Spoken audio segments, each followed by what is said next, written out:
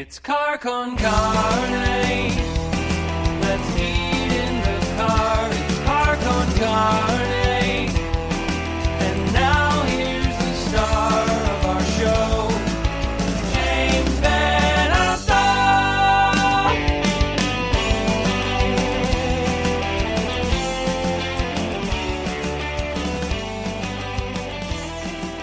Welcome to Car Con Carne. Here, still in captivity. It's Quarantine Con Carne. I'm James Van Alstyne, and the show is lovingly presented tonight by Siren Records McHenry. Now, a quick programming note. Tomorrow night, it's a doubleheader. I'm doing 2 podcast interviews in a row, starting at 7:45 on Tuesday, December 2nd, or Wednesday, December 2nd. Sandy King Carpenter. She's a writer. She's a director. She's a producer. She's an entrepreneur. We'll be talking about her comic book company, Storm King, as well as the creative partnership she has with husband John Carpenter. That John Carpenter. Halloween. Escape from New York. The Fog. And after that, I'll do another podcast with Kurt DeGroot. He is representing a locally based charity that finds local first responders doing really awesome things to help kids who are suffering from serious illnesses like cancer. Just an incredible cause. Fire Buddies is that charity. That's tomorrow night. Sandy King Carpenter, Fire Buddies, Car Con Carne. But right now, there are a lot of things you can say about my 3 guests tonight. The only thing I know for sure is that they are handsome naked. Gentlemen. How's it going? Yeah. Thank you for having us. Yes, wow. We like to say handsome like we are and naked like we're not. Yeah. Can you write out that intro to us so we can use that? That was amazing. Let's copy and paste it. I'll email it. Yeah.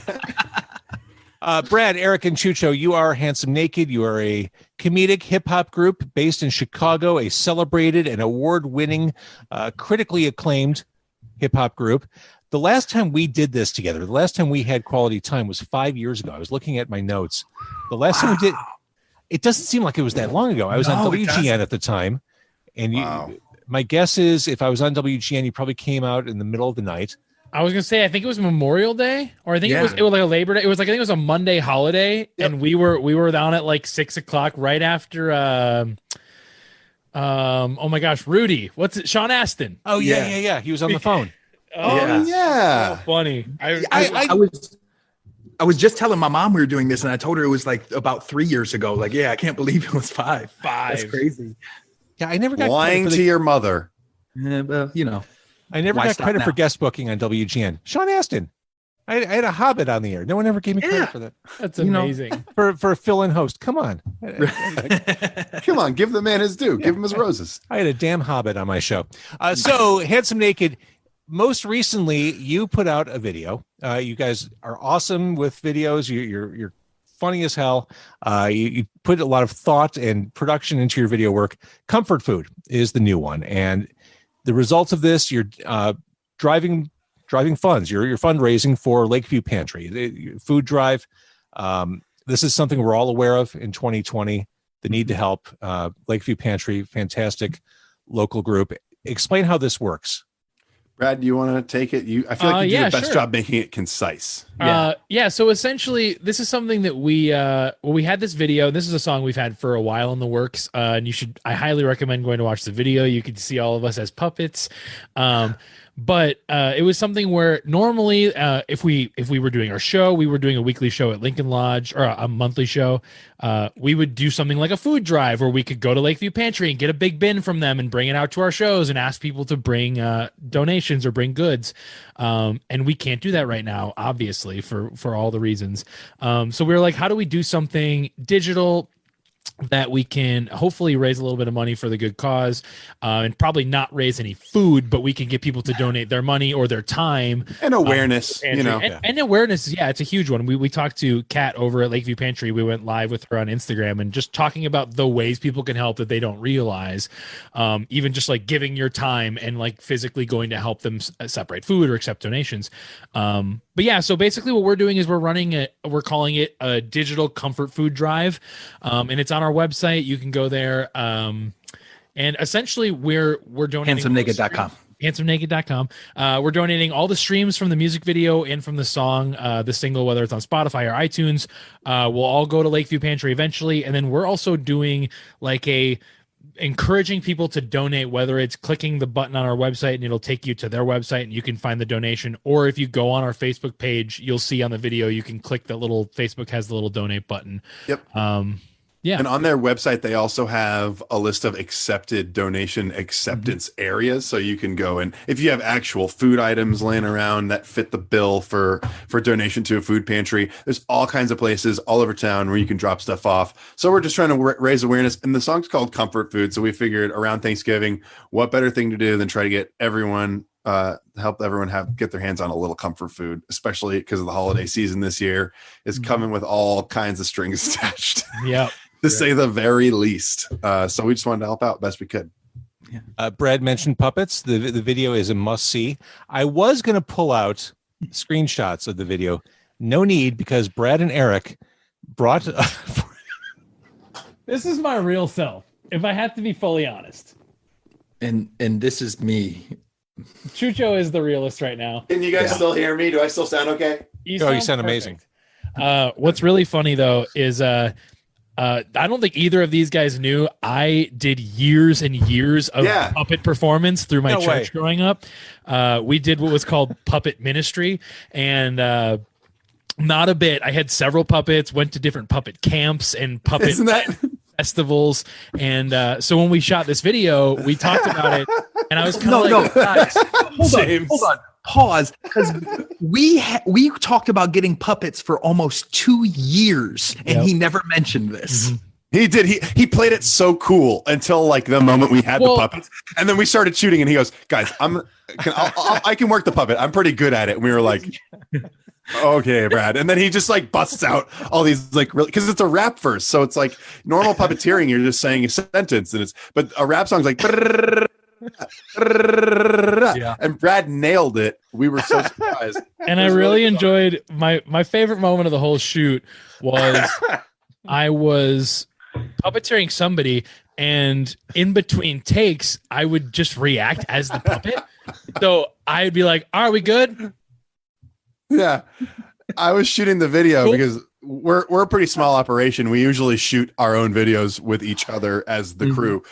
So I was behind the camera on this one, and I was just trying to frame things up and give directions to Brad, and he was responding as the puppet between takes, and it was just so like little things like you're supposed to stare at the camera so you can get a good focus on your eyes. So I would just intently stare at the camera as the puppet, be like, "Good, okay, good," and then just those little movements of like. He had him fall off. He had your puppet fall off a ledge once, which just destroyed me. It was pretty funny. It was a good time shooting this. It was a fun hidden talent that I really never thought would come in handy, and then to be able to whip it out just in front of two people who because I was like, it's not like I'm showing anyone this puppet thing. It was just Eric and Chucho and I. And it's not the last time Brad will whip it out in front of two people. Let me tell you. Oh, I know that. What people who are listening to the podcast after the fact missed is Brad speaking through his puppet effigy, Eric also doing the same, but Brad really, I mean, he brought his puppet A game. Brad is a much better puppeteer than I am. It just took years and years of practice. And just the idea of you in the church group learning puppetry just sounds so delightfully wholesome. Like, what were the 1950s like? In rural Wisconsin. Oh my God. That's a wholesome image, isn't it? You picture like a young Brad with his like hair all swept to the side and parted, and he's got his little puppet on his hand. It's pretty adorable. We're doing a puppet show before the rummage sale. You should come out. It'll be great. We'll get a soda afterward. What it is. Yeah. It says me. I'm the guy drinking root beer on this podcast. So you're allowed. Diet root beer. Actually, well, here's the fucked up thing. It's 0 sugar now. It's not even Diet A&W. They went 0. I wonder if there's probably some market research out there that says, but it can't. Is it as good? It's creamy and delightful, Brad. Wow. I love diet soda. Can I tell you? I'm a big diet soda guy too. So I love root beer. So I was diet orange Sunkist. Guys, diet orange Sunkist is I mean, wow. I mean, how good is that? I like a Sprite Zero or a Diet 7-Up. And that's like, people say that's like not even soda. No. Oh, it totally is. My fantasy, when I make my first million, there are a few things I want to do. I love this. I want to get a skee ball table. Rational. You can make that real. but an actual like arcade size skee ball table. Mhm. But if you get that, you have to get the ticket redemption counter.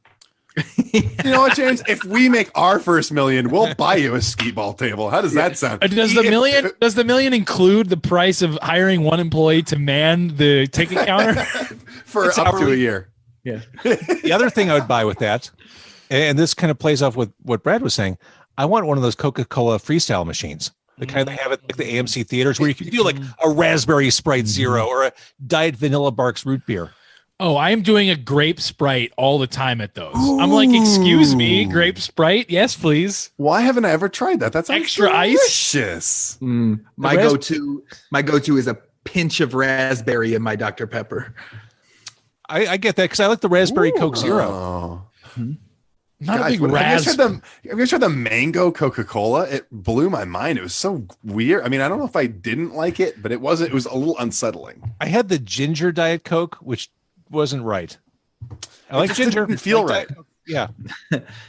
Yeah. I went tried. to It's like I putting forget mint where in it your was. coffee. It just is wrong. Yeah. Continue. when I was on tour, I went to the Coke factory. I don't remember what city it was in, and they had their Cokes from all over the world, separated by like, probably country Atlanta. and stuff. And I think Atlanta? it was Atlanta. Yeah. You're right. Yeah.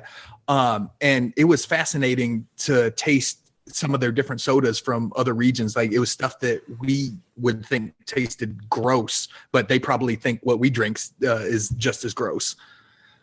It's a Have you guys safe have- bet that whatever we Americans indulge in is probably Yeah. repellent Probably to the rest of the fair. world.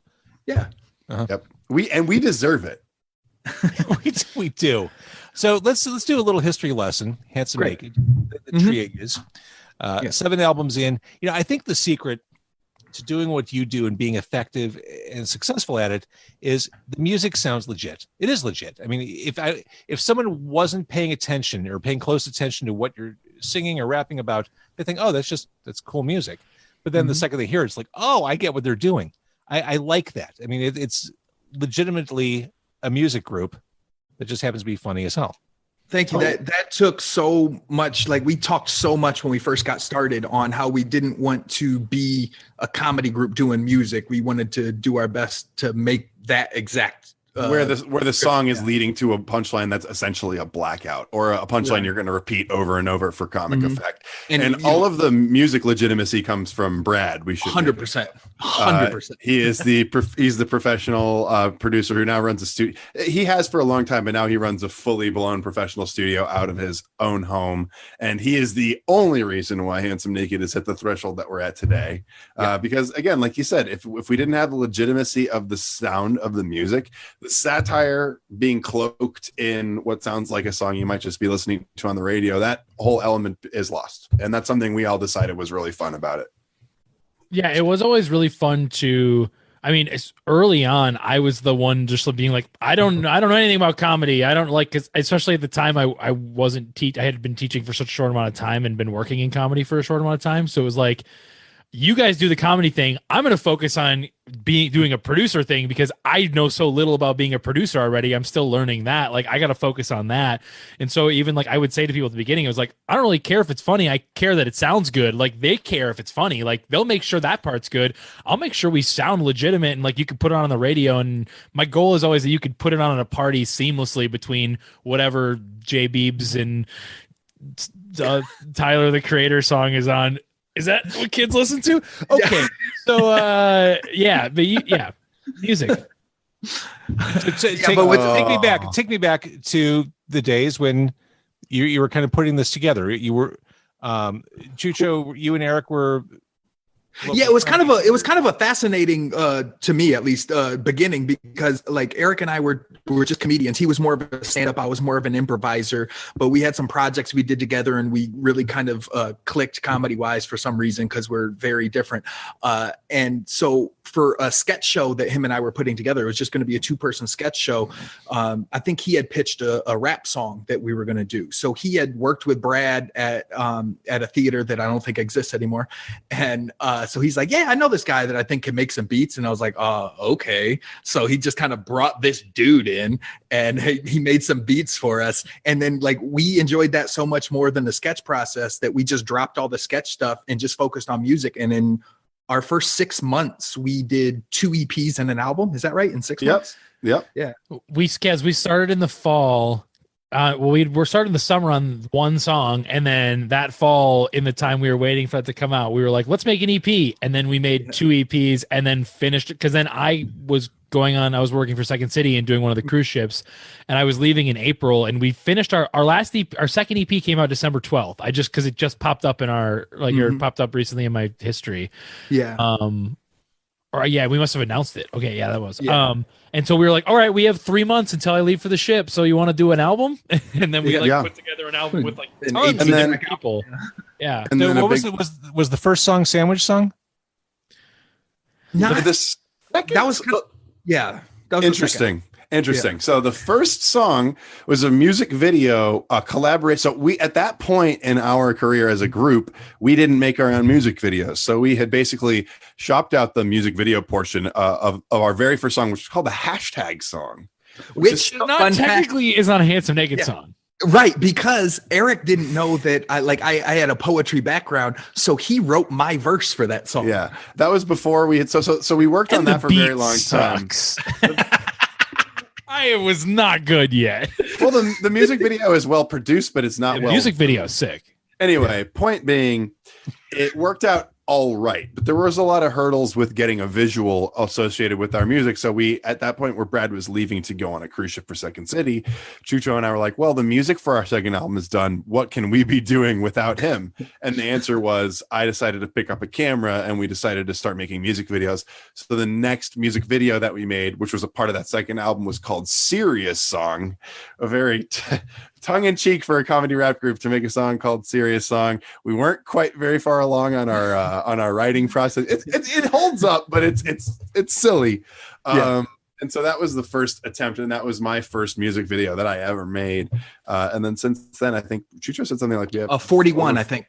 But yeah, I will say that you're not wrong saying that. I think Sandwich Song was the first song we made as a group, because Eric said, I want to do a song about sandwiches that's like Tyler, the Creator's Yonkers, which is like that real hard, grimy beat. And I was like, okay. And I was going to visit I have in-laws in Canada, and I made that beat when I was in Canada, because I remember sitting at the table I made it at, and then send it back. And so that was one of the first songs we ever made. Was, I think, the first song, aside, as a group, as Handsome Naked, officially as a group, it was a Sandwich Song. But then we did those 2 albums, or 2 EPs and an album, until we made another music video. And now we're working on our 6th Sandwich Song. Right, 6th and 7th. Yeah, 6th and 7th. Yeah, I think after the 5th version, the most recent version, is the one that was on Doors. Yeah, one of you describes your sound as the rap version of Jim Gaffigan. Yes. Yes. We do a lot of songs about food. A lot. Yeah, we got a lot of stuff about candy and food and cookies and pies, and we've been together, I think, about 8 years. We have 7 albums, and I would guess we probably have 15 to 20 songs that are food related. Yeah. I get it, though. I think that's part of the aging process. I think when you're in your late teens, early 20s, you talk about sexual stuff, and then once you get older and start paying your own rent and mortgage, it's like, oh my God, you wouldn't believe the sandwich I had the other day. Fucking glorious! They put jardinera and mortadella on it. I don't. But the obsession that all 3 of us have with sandwich, like Eric's next tattoo is going to be a sandwich. I love sandwiches. Yeah.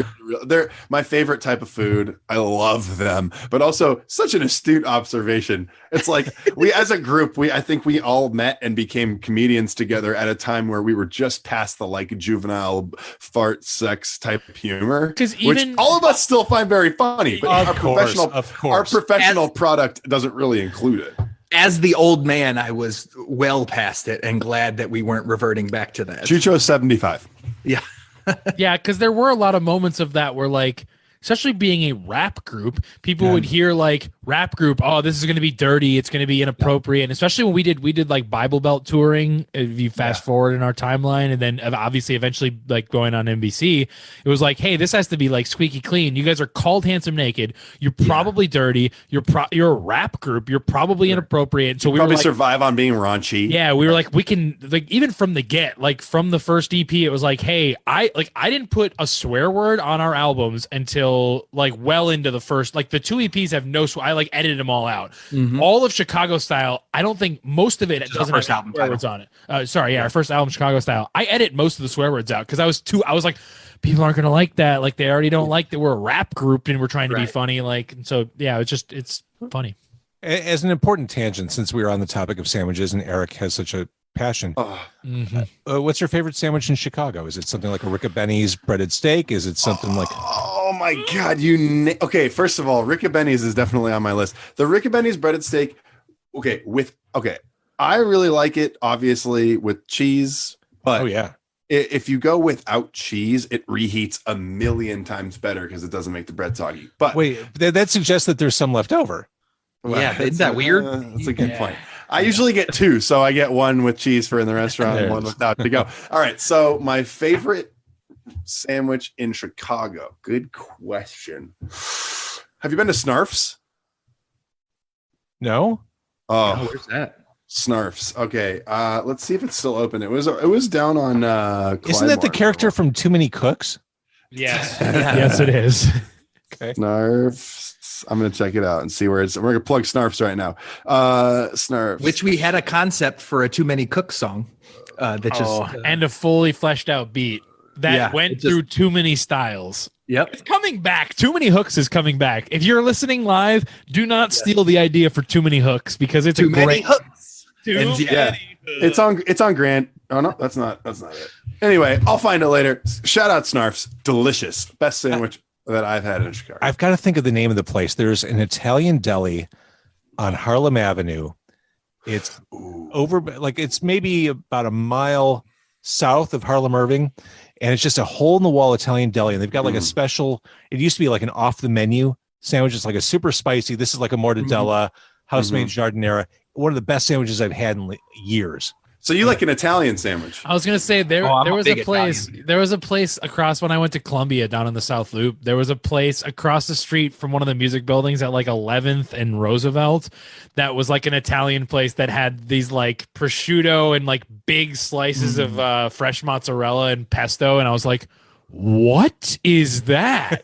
Yeah, there's this Jewish deli. I think it was kosher even up in Andersonville that I can't remember the name of it, but I used to love going there. It was on the corner of Clark and something else. There's Bagel, which is really good. There's also Manny's, which is amazing. That's obviously classic. Really good. Yeah. And then the other one is Jersey Mike's. Yeah, that's the other one. That's it.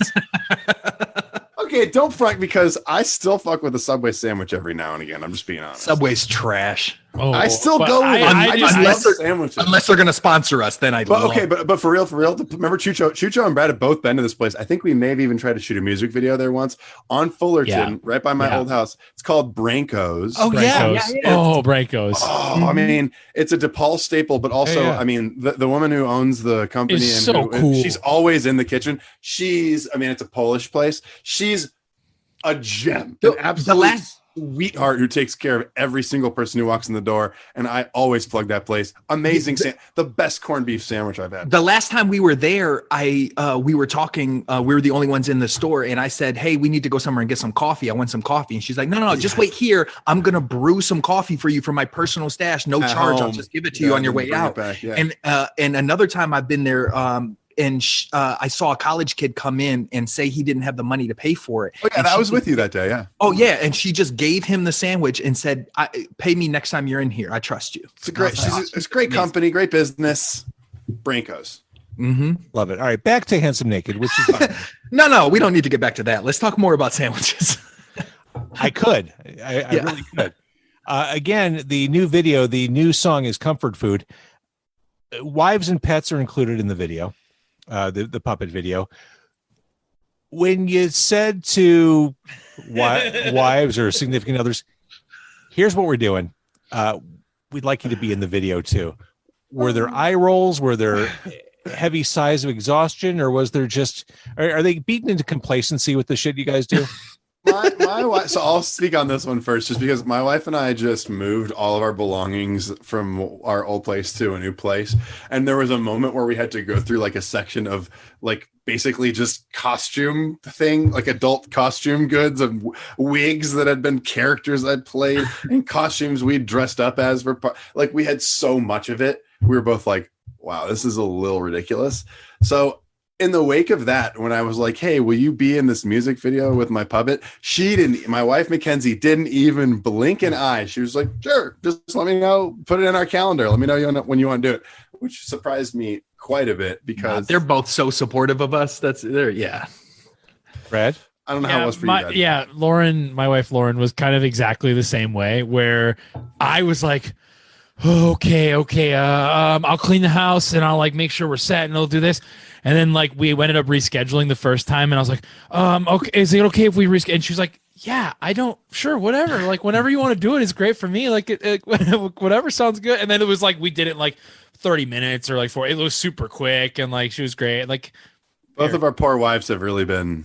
Yeah, I was going to say, and something we like when we shot our pilot, it was the same way where there's something really fun about getting to work with your actual wife or like actual spouse in whether it's like as a person, but as a puppet was obviously bizarre. But like working with your actual spouse, I don't know. It was just, it felt more natural and more fun and more like the moments where like we're taking back and forth to each other. We're throwing popcorn at each other. It was just like, Eric was like, just be natural. Like you don't need to do anything special. Like just have fun and be yourselves and it'll come across fun on the camera. And me and my filmic inspirations, I love using real people.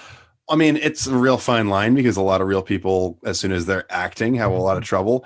But because we've all been so close for so many years, using that tool for our specific group is a really, really fun tool because we get amazing performances. Like our wives were both incredible in the pilot we shot. They're both really funny in the music video. They're like, they've seen it all. And like, we're all so comfortable together. Me as a director, it's like such a fun environment to direct, for example, Brad and Lauren together, because, you know, directing two actors who've never met each other through a scene where there's like a kiss or something is one thing. And it's very doable, especially if both are professionals. But like, when there's a married couple, you don't even have to coach them into a kiss. The kiss just happened. You know what I mean? That's just what happened because that's what would happen at that moment in the scene. It's such a fun challenge for a director directing improv. And I think it's a tool we use all the time. In case someone is watching live on Facebook and they're just joining, Brad, can we see the puppet again? Oh, yeah. Yeah. Okay, if you're just Baby Brad. Sorry. 1 second. Okay, if you're just joining us, we're talking about our new music video. It's called Comfort Food. It's available now on YouTube and on our Facebook page. But the real thing you should know about is the digital food drive we are holding on our website. Eric, you want to tell them? It's on our website. You can also find it on our Instagram. You can follow us at Handsome Naked. We're also on Facebook at Handsome Naked. We're at Handsome Naked anywhere that there is a social media platform, except for LinkedIn. Yeah, I don't think we have a LinkedIn. Do not. Shouldn't. Don't really need a job through. I mean, we've thought about it. LinkedIn has a feature which I think is cool, interesting. It's the see who viewed your profile. Yeah. Oh yeah. Can you imagine if that functionality existed on if it existed on Facebook? Oh man, if it was on, it's sort of on our YouTube. You know how on YouTube you can go in your analytics and you can look at search terms and you can see what people searched. I would say most of ours are now Handsome Naked, fortunately. But then the second and third are like nude videos and naked men videos. We fought the uphill battle on that type of stuff for sure. Oh, yeah. But I will say this. We're proud to say the first page and a half or maybe 2 of Google are now articles and websites about yours truly and not gross child Asian porn. It used to be like our webpage and then maybe 1 or 2 things, then just porn. So much. And like weird inappropriate porn. All the porn. So we're proud of that. That's been fun. We're cleaning up search engines. Every time we add an O to that Google where you don't have to see porn, we're really proud of that. Yeah. Well done. Thinking about some of your albums and releases, I think of the Chicago comedy community as fairly tight knit. Everyone kind of knows each other. Chris Redd is a presence on your releases, dating all the way back to 2014. Mm-hmm. What do you think of his ascending stardom? Oh, trash. Chucho and Chris go way back in there. We went to high school Let him together. talk about that. Wow. Yeah. Okay. Mm-hmm. Yeah, it was. It's been amazing because like when I first came to Chicago to start classes at Second City, I hadn't seen Chris since high school, and we just ran into each other in the building, and we just started working together from that day on. We were 12 hours a day in that building writing, and then doing as many shows as we could that night, 6-7 days a week for 3 or 4 years. Shout out the Freshmen. Yeah, that was the name of their comedy group at the time. Yeah, we were at Jokes and Notes down on the South Side, 47th and Shout King. out Mary. Yeah, shout out Miss Mary Lindsay. Thank you for everything you have done for me. Absolutely. And yeah, so like I have a lot of friends who have become writers on shows or have become, in movies and things like that. But like it's different with Chris. Like that's like my first writing partner in comedy. Like it's been amazing just to see his hard work pay off. It's been incredible. Which jumping in sort of to be like a fly on the wall for like there. I mean, like I met Chris in a similar way, like in the Second City building. I had just met Chucho, and I kind of met Chris around the same time I met Chucho. So I don't go nearly as far back with him, but also knowing how well they knew each other and how closely they worked for so many years. And then cut forward to like our second time we're in LA for NBC's Bring the Funny. And we're there for Chucho. How long? We're there for 2 weeks to shoot maybe 1 hour of material, which was it was the best. But we got to go and it was the best for you. We got to go and record music with Chris at the studio. We have a couple unreleased things with him. We're not sure what's going to happen with it, but it was cool to like go from, I'm sure where you guys were like writing in the lobby of Second City. So like we're at Gold Digger's studio in LA, and we're like up till 4 a.m. recording scratches with Chris. And it was just, I mean, it was a really cool full circle moment. We don't really live there. We were just kind of pitchers who got called up to the major leagues for the day, but it felt really cool to be involved with all of that for sure. I think in Chicago, we get proprietary when one of our citizens ascends to SNL. Like there's some civic pride, and I feel like they're leaning on Chris more, or he's finding his way into more stuff on SNL, and it's awesome because when I see him, I'm like, never met the dude, but I'm like, he's from Chicago and he kicks ass, and that rules. Yeah, there's that civic, like swollen chest feeling. Yeah, in the same way, we always talk about when we were on Bring the Funny, how upsetting it was that there wasn't more Chicago representation there. So it goes both ways because, like, there's really no comparison. Like, if I'll take an average Chicago comedian over a great New York one any day. So what is it about Chicago then? The work. I mean, until recently, the absolute unbridled abundance of availability of stage time and space. It's flooring. I mean, in New York's the same way, right? But it's prohibitive in other ways, right? Because if you don't live in the right neighborhood, it's going to take you all night to get to the first mic. And in Chicago, you can get to 5. I mean, I used to do this. I used to go to 4 or 5. If you were like killing it on a Monday night, you could get to 5 mics. If you were like unreal and you had already had a little status, you could get to 6 or 7 because people bump you. I mean, unparalleled stage time in Chicago. I think that cuts people's teeth into sharper. And I think it has.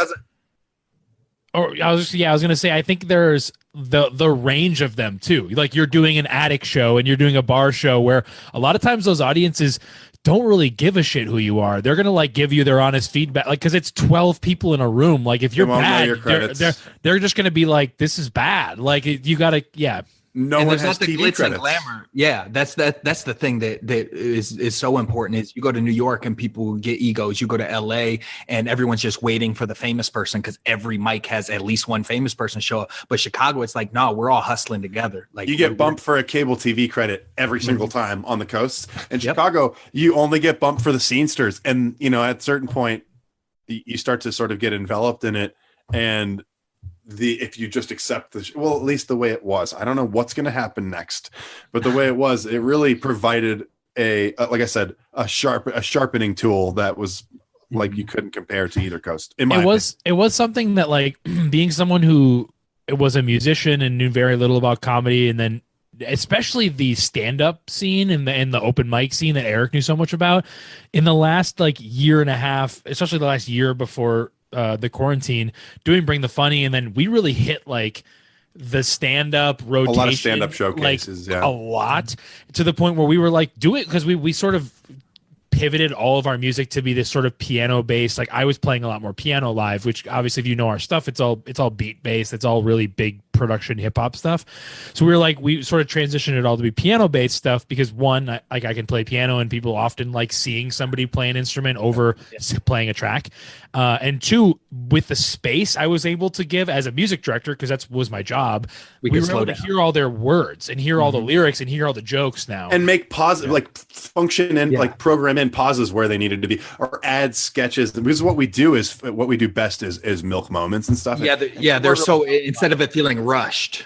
Yeah, Eric and I were able to breathe and actually make the jokes work in that space for sure. So that was one of my favorite sort of like, I guess like a side result of doing all those shows and stuff, was like getting to see that like Chicago community of like open mics and these small cool shows at this bar, at this stage, or wherever, right before they all closed. Unfortunately, you see the same 60 people every it's place. So cool, and like you're saying, so tight knit and so fun to see. Like, oh wow, I just saw this dude do the same set he did 3 times now, but it's super tight now, and like I can see the jokes working now. I was like, it was very cool. The talent, the talent in Chicago. I mean, I don't know what's going to happen next, like we keep saying, but it was just unparalleled.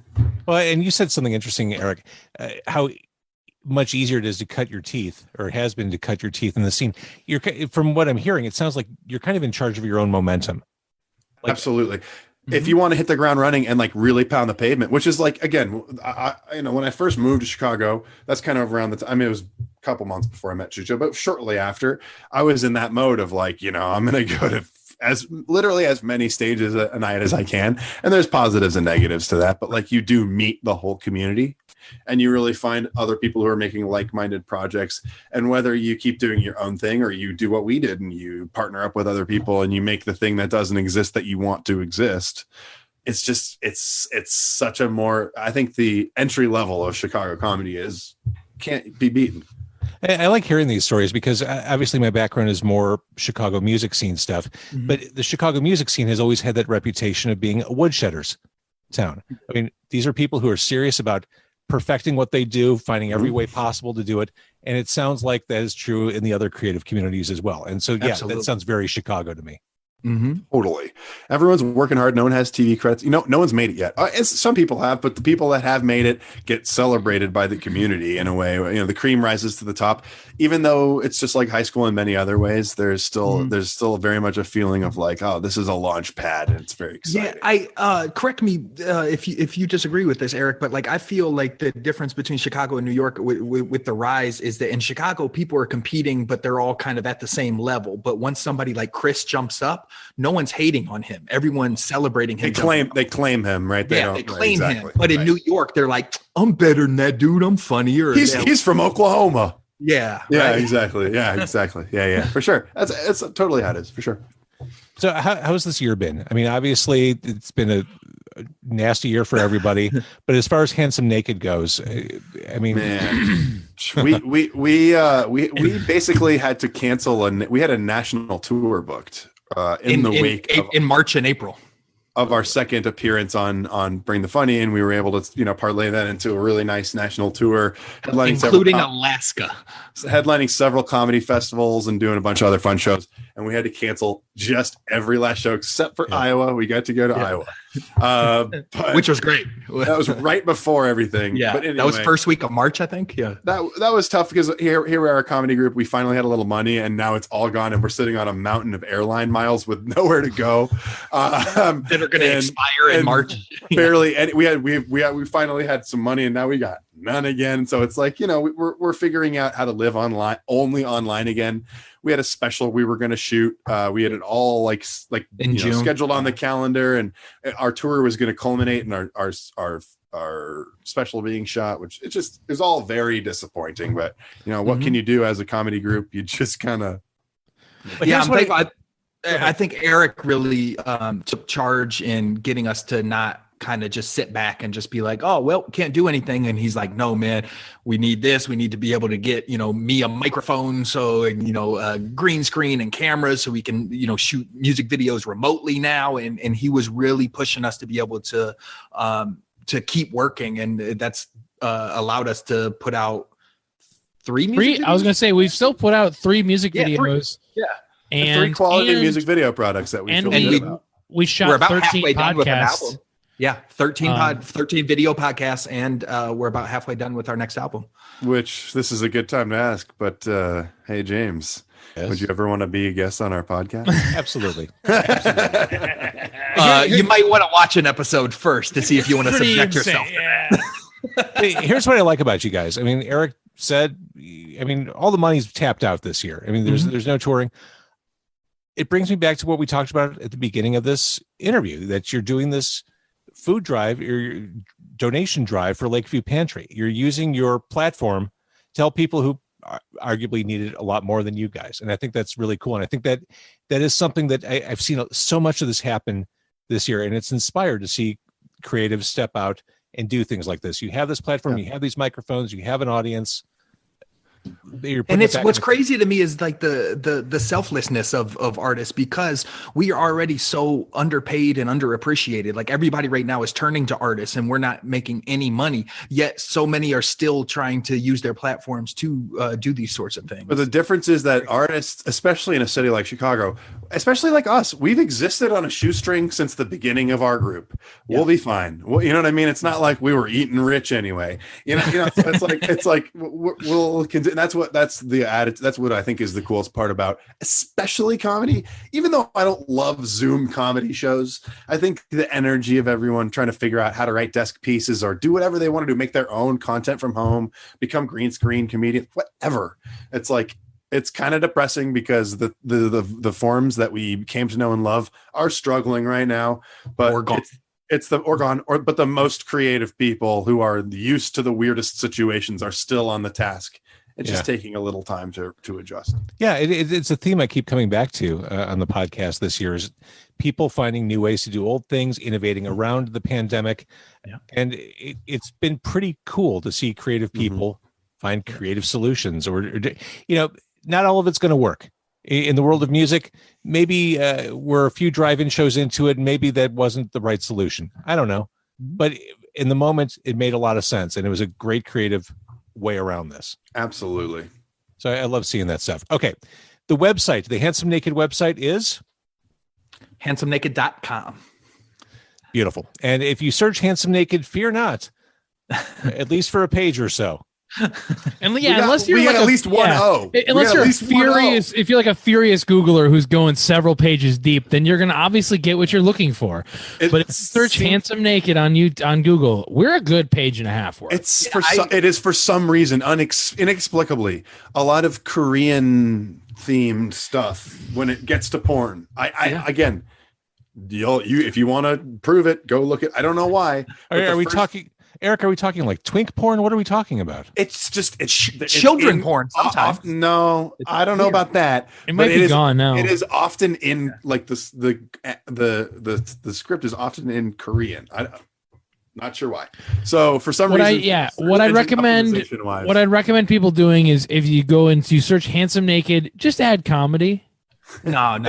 There. What I like to think of is that most of our fans online are probably just people who were searching for handsome naked men and just came across us and were mad at first, but then they just started listening like, this isn't bad. If you Google handsome naked without comedy in it, you're good for 2 O's. I'm checking right now. You're good. But Chucho's, you're not wrong, Chucho, that there's 5 to 8% of our YouTube views come from the searches like nude videos, and you're so right that it's a dude who is like just getting going, and and then it just was like, wait, I'm gonna still watch the video I want to, but I'll keep this song on. I'm gonna keep this heat check song on. It's not bad. I'm gonna leave it on in the background. But you got to get 3 O's into that long Google to get to porn. That's pretty good, because like we're saying at the very beginning, our second EP was called Google Us because you could not Google us. Yeah. It was not advisable. So you're kind of a serendipitous delight. Yeah. for people who are. We really think of ourselves as a philanthropical adventure, really trying to help minimize the amount of porn in Google searches. Let's see. Amber just checked in on the Facebook Live and said, "What did my ass walk into?" I'm sorry. Sorry. Should have been here from the beginning, Amber. It Correct. made a lot more sense in context. Don't, Amber. We'll start from the top. Don't worry about it. Yeah. Well, Listen, let's just start over. Amber, if your ass is walking by itself, we had a whole list of Amber other problems. Amber Lindy was one of the guests on our first. it's Amber Lindy? Yeah, She's been on it's so Amber many of our. Lindy. She's been on a couple of our songs. She's guested on a bunch of our songs. Okay. Several of our music videos. Good. Don't worry. All right. You haven't lost a follower in that awful conversation we were having. So, Amber is a dear friend. All future guests of Car Con Carne will be encouraged to watch or listen to this episode, specifically the microphone setup Brad has, because he sounds glorious. Like, just You guys know what the Professional key is? studio. You don't use the correct microphone. You actually use a microphone that's designed to record guitars, and you use it for your voice. I love it. Little hack. I got a Yeti. So does Good. Touch your mic while you're recording it. Oh, cool. Yeah. That Is that good? That is a great silver lining of this quarantine has been getting sweet recording setups for all of us. and this is a good time to call it Handsome Naked, handsomenaked.com, the puppet-centric new video, charming for all ages, really. It's comfort food. The serendipitous delight. The serendipitous delight of Handsome Naked. I do want to thank everyone who's been watching. Say goodbye, puppets. Bye, puppets. He said goodbye to me. Oh, no. He didn't. He was getting shy. He just said it in my ear. It's He good. said. He said thank you, James. Well, that's sweet. All right, I'm going to stop the Facebook Live. Thank you for All right.